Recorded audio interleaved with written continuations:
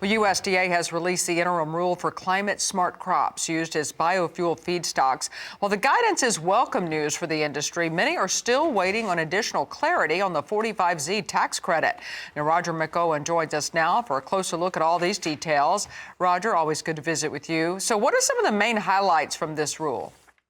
Well, good to be with you, Tammy, and best wishes to Brooke Rollins in her confirmation hearing today. Us ag lawyers are far and few between, and she's one of us. So all the best to her.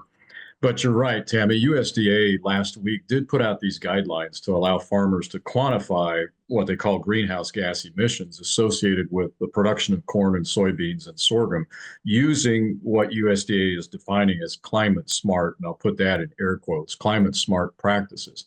So what it does is it sets a framework for reporting and tracking the information through the supply chain. So that's what the USDA interim rules do right now.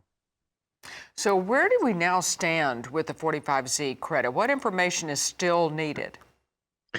Well, we're waiting on another agency to write rules, and that's the Treasury Department. And so the USDA can't write the rules that will govern the calculation of the tax credit under 45Z. Now that that's in play, 40B was the credit up through 2024. 45Z is the clean fuel production credit for 25, 26, and 27. So the interim guidelines that USDA put out is not the final word on the 45Z clean fuel production credit. No, the Treasury still has to write its guidance that integrates then the climate smart agricultural practices into the credit computation.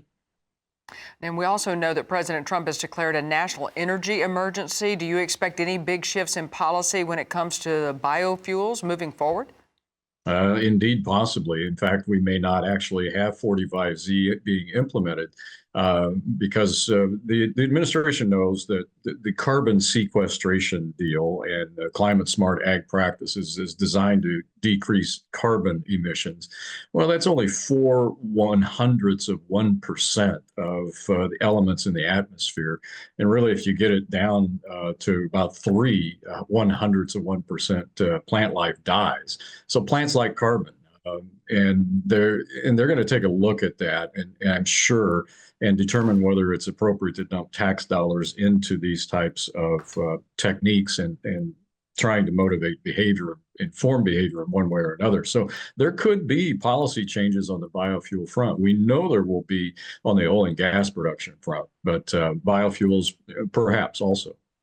Yeah, see how all this shakes out. Good luck tomorrow, by the way, with your hearing there and your conference on the shortage of rural CPAs. I know that's going to go well. That's Roger McEowen with the Washburn School of Law. Appreciate you joining us today.